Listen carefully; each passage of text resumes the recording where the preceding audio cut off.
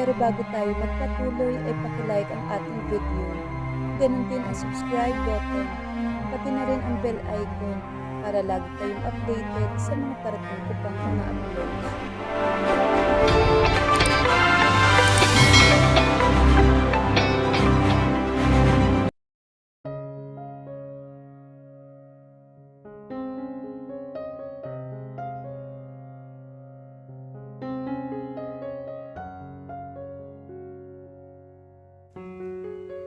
Victor Del Mundo. Nang una niya makilala ang isang Florendo, ay ang anak pa nitong babae. Sa lahat ng miyembro sa kanilang pamilya, ay ang anak pa nilang babae ang una kong nakikita. Noong panahon na ayaw sa amin ni Diana, kaya naman pinupuntahan siya ng mga magulang ko para dalawin sa school at akayin na umuwi na sa amin. Lumabas ako ng opisina ng principal para gumaan ang pakiramdam mula sa tensyon sa loob, mula sa iyak ni Papa habang nagdadalamhati pa rin sa pagkawala ng kanyang mga kapatid. Nakuha ang atensyon ko sa isang babae na nasa bench. May mga estudyante doon na nag-aaral, nagkukwentuhan, pero nakuha ka agad ang atensyon ko ng isang babae na nakasuot ng uniforme nila. Naka-cross legs ito habang nakaupo. Ang dalawang palad ay nakapatong sa upuan habang nakatagilid ng kaunti ang ulo nito. Naka-expose ang makikinis na hita nito. At ng mga panahon na yon ay mayroon akong girlfriend. Ayoko maging hipokrito. Alam kong nakikita ko ang mga babaeng nakatingin sa akin. Napapansin ko na papatingin pero hanggang doon na lang. Hindi na ako gumagawa pa ng paraan.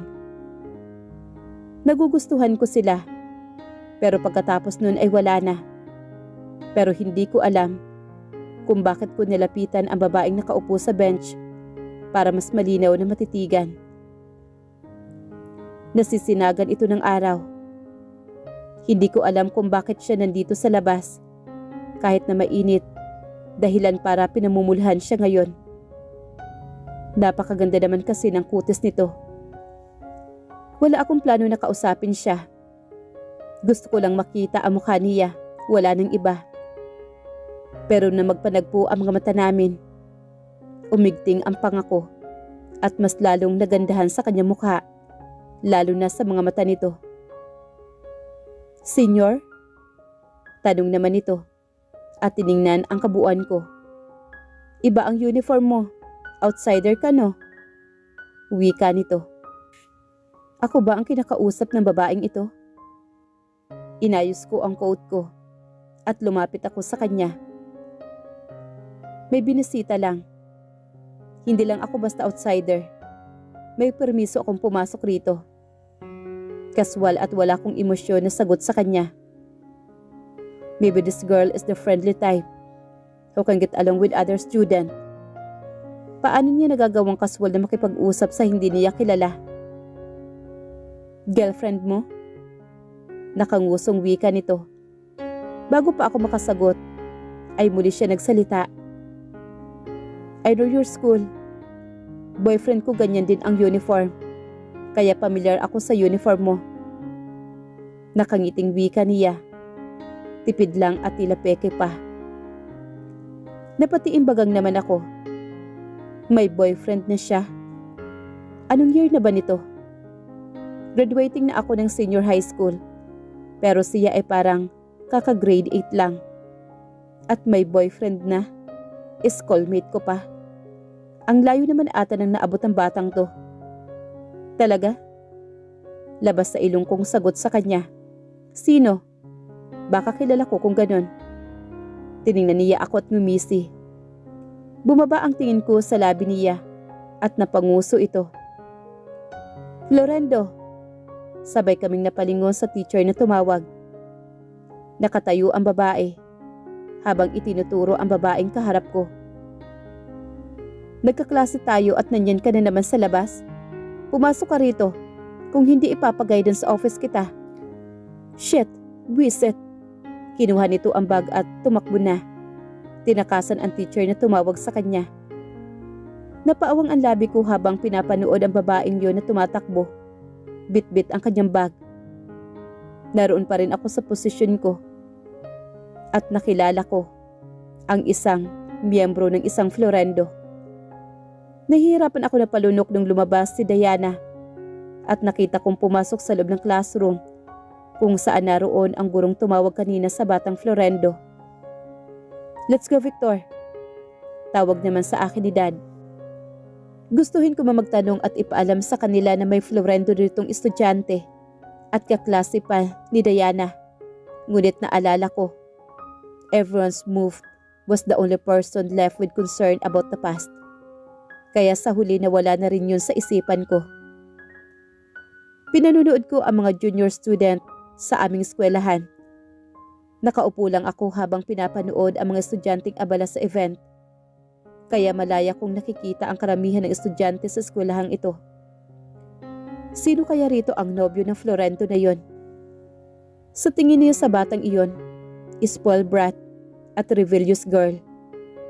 Sigurado akong mababa ang marka niya sa eskwelahan. Kawawa naman. Pero ayos lang yun. Maganda naman siya. Pwede na para sa mga lalaki na ang gusto lang sa babae pisikal. "Victor?" Tawag naman sa akin ng aking girlfriend. Tiningnan ko naman siya. "May meeting ang mga officers mamaya. Hindi ako makakasabay sa'yo pag uwi ha." "Okay lang." Simple lang ang takbo ng relasyon ko sa girlfriend ko. She is the president of the school and smart. Marami kaming pagkakapareho. Kaya ko siya nagustuhan. Hindi kami masyado sweet sa isa't isa. At naiintindihan naman niya kung ano yung mga priorities naming dalawa. Hindi sa mahirap pakisamahan at hindi rin mahirap panatilihin ang kaayusan ng relasyon naming dalawa. Nang makapag-college na kami, pinag-usapan namin na mutually broke up na lang kami. Ganun kadali, walang kahirap-hirap. Ayoko rin na magulong relasyon. Pag-uusapan at kung ano-ano ang mapagdesisyonan, ayun ang gagawing mangyari. Hindi yun ang dami pang seremonya at drama. Wala akong oras para sa ganoon. Gusto ng mga magulang ko na i-focus ko ang sarili ko sa pag-aaral. Umiiyak na sambit naman ni Eliana sa akin. Gusto ko siya. She is not complicated. She is so smart and driven with dreams in life. Pero pwede natin isekreto ang relasyon natin, Victor. I like you. Hindi na ako nagulat pa sa sinabi ni Eliana. Alam ko naman na pareho naming gusto ang isa't isa. Nagmula ito sa konserbatibong pamilya. Wala namang kaso yun sa akin. Yun ang kinalakihan niyang pamilya. Sundin mo na lang ang magulang mo. Just focus on your study, Eliana. I don't like a secret relationship. Tipid ko siyang nginitian at nakita ko kung paano siya natigilan. Katulad ng sinabi ko, madali kong magustuhan ang mga babaeng hindi komplikado. Madali siyang kausap. Hindi niya man gusto ang desisyon ko, ay natanggap niya iyon. Maras ako na pabuntong hininga ng matanaw si Atasha sa labas ng gate namin na naghihintay. Dahil doon ay napako ako sa kinatatayuan at pinanunood ang mga lalaking senior na lumalabas na napapabaling sa kanya. "Nandiyan na naman yung sundo mo?" Biro naman ni Francisco sa akin at tinapik ang balikat ko. Tsaka nagpakawala ng tawa. "Sagutin mo na kasi."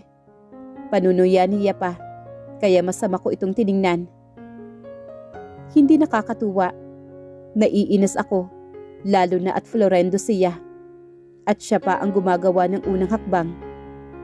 "Ayaw mo ba?" Tanong naman sa akin ni Soren. "Reto mo ako, para hindi ka nakulitin." Ngumisi ito at agad naman binatukan ni Francisco. "Tarantado, hindi ka papatulan nun.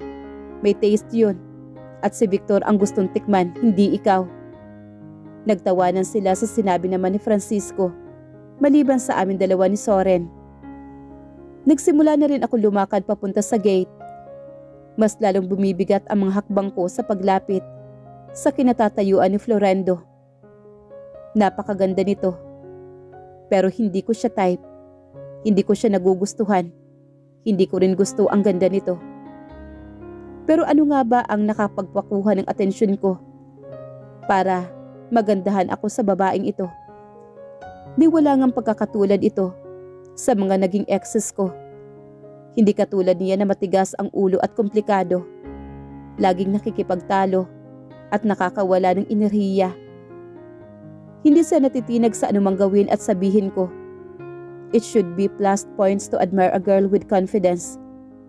Pero para sa akin, hindi nakatapangan yon. Wala na sa lugar ang kanyang mga ginagawang aksyon. Ganyan ba siya sa mga bagay at taong hindi niya makuha? Walang pakialam sa nakapaligid sa kanya. Kinasusuklaman ko ang mga Florendo. But slowly I spent a time with Atasha.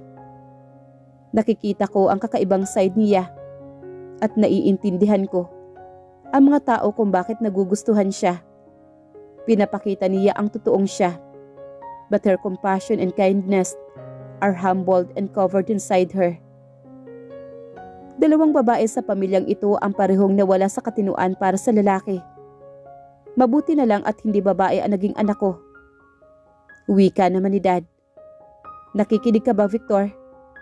People think that our family is very weak when it comes to the people they love romantically. Bakit parehong kapatid ko halos nagpakabaliw sa kanilang mga minamahal? And I'm so lucky to have your mother and choose the right woman. At sana katulad ko, hindi babae ang magpapahina sa'yo. Napatiimbagang naman ako sa sinabi ni Dad. Naabutan ko si Florendo na hirap sa pagbubukas ng konto unit niya habang madaming bitbit sa kanyang braso. Hindi niya napansin ang pagdating ko kaya nung lapitan ko siya ay nakita ko na lamang ang gulat sa kanyang mga mata. Akin na, wika ko naman sa kanya. Napangiti naman ito habang binubuksan ang kondo unit niya. Nagtalo kami kaya napansin ko ang pagiging mailap niya sa akin. This is what I'm talking about.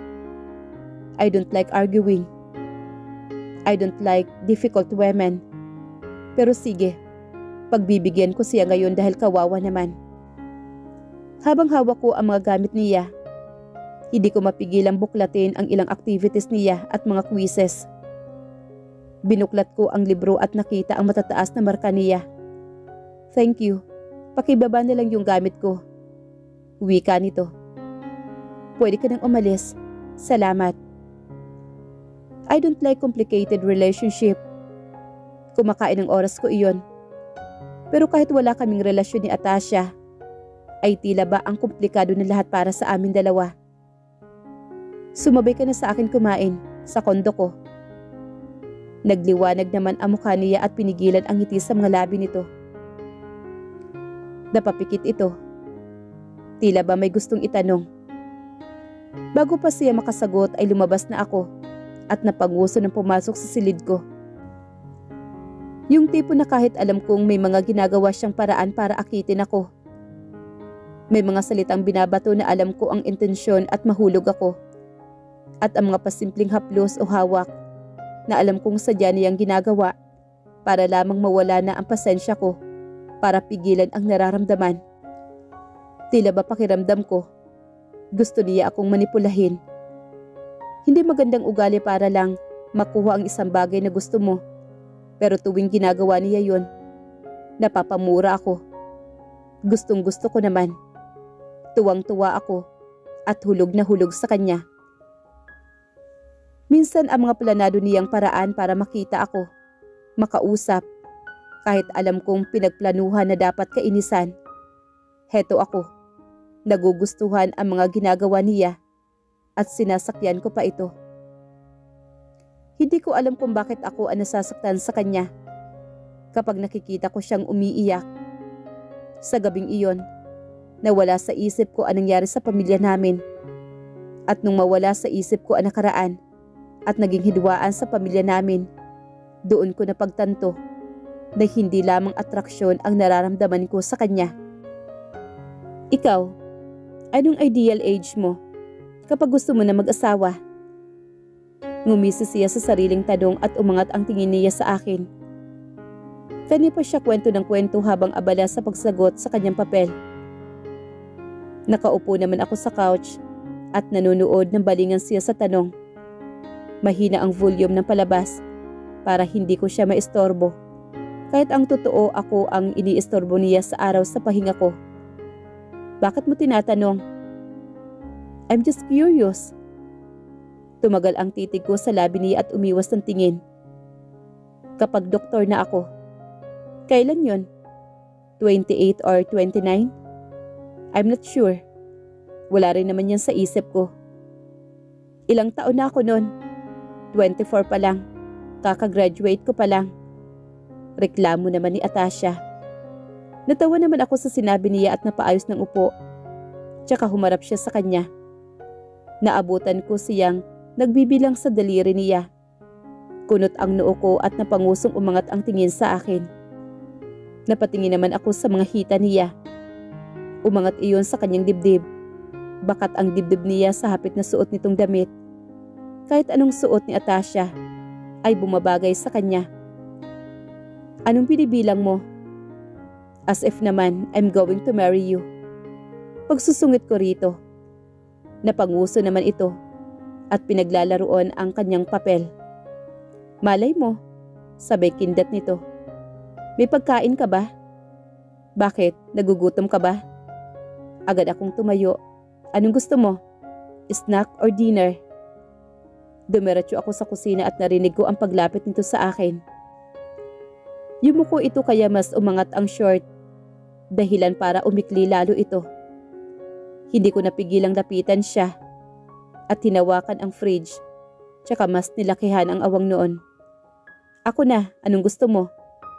Tumayo siya na maayos at gumilid. Parang nagkikrave ako ng ice cream, pero wala ka namang ice cream. Bibili ako sa labas. Makakapaghintay ka ba? Sinarado ko naman ang fridge at humarap ako sa kanya.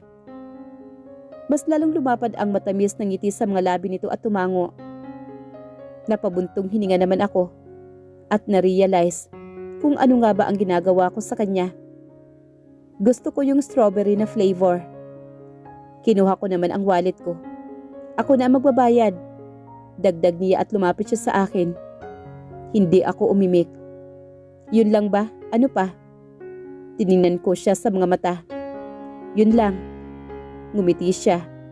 Lumiit ang mga mata niya at mas lalong umumbok ang pisngi sa pagngiti nito. Dahan-dahan naman akong lumabas ng condo unit. Ngunit paglabas ko ay naabutan ko ang isang lalaki na nakasuot ng sombrero na nasa labas ng pintuan ng condo unit ni Atasha. Nagulat siya sa paglabas ko kaya mabilis ito nalakad sa hallway, palabas ng building.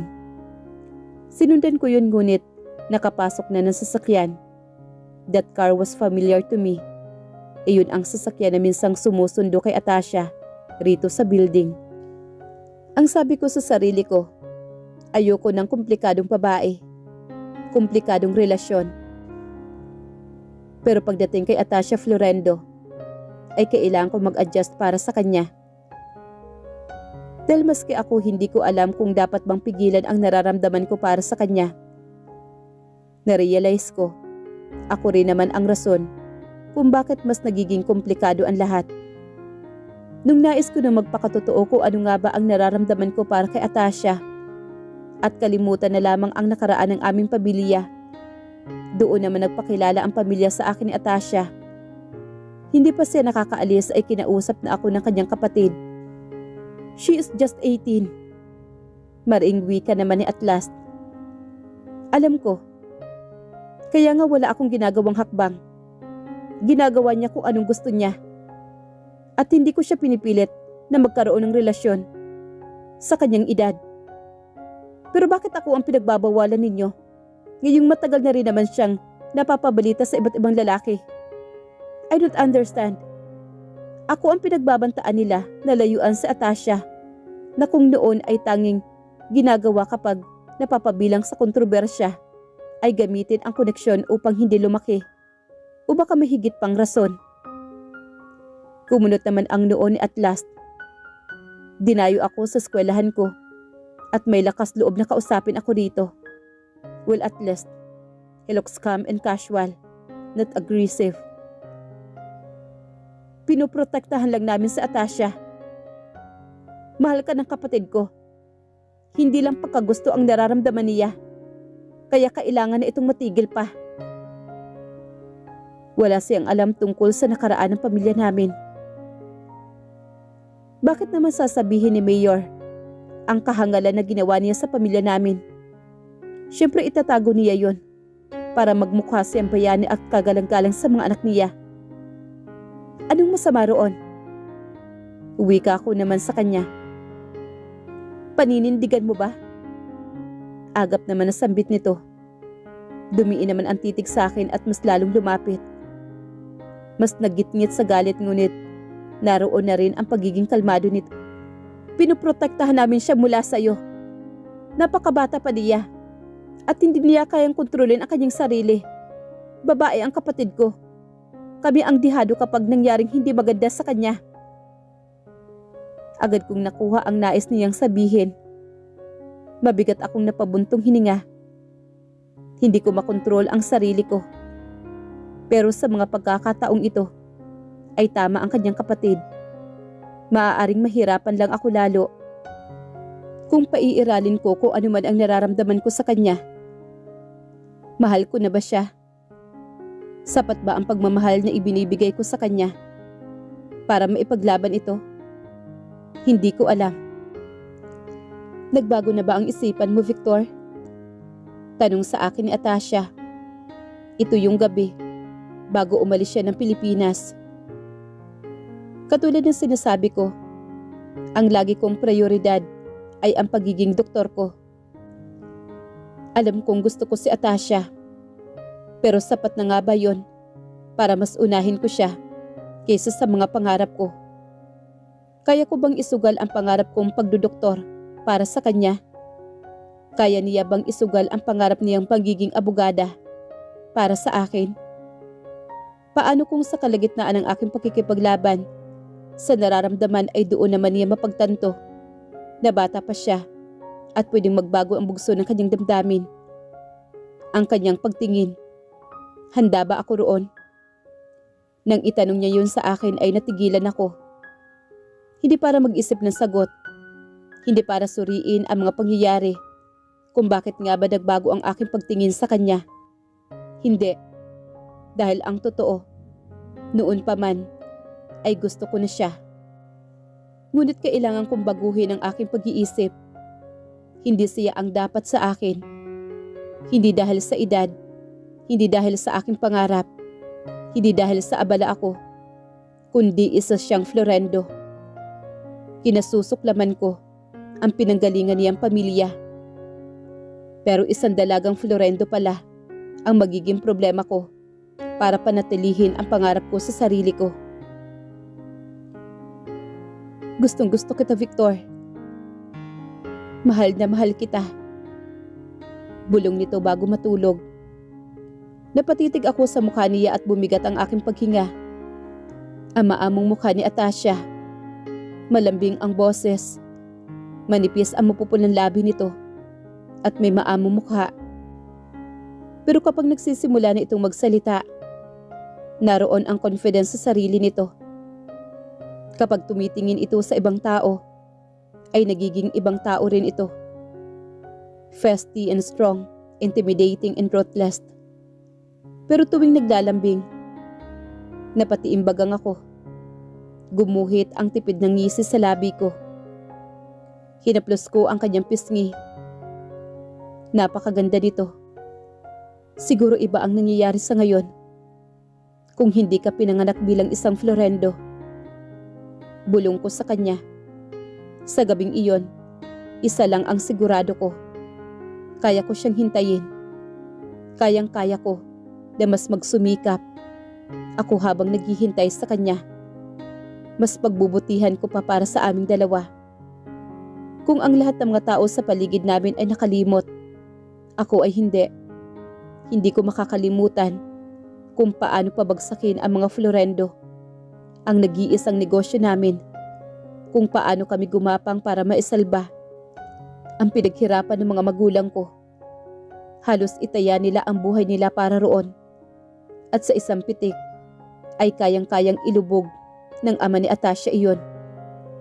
Paano ko ihaharap ang babaeng gusto ko sa aking pamilya kung ito ang anak na matalik nilang kaibigan na pinagtaksilan at pinagsamantalahan ang tiwalang ibinigay nila?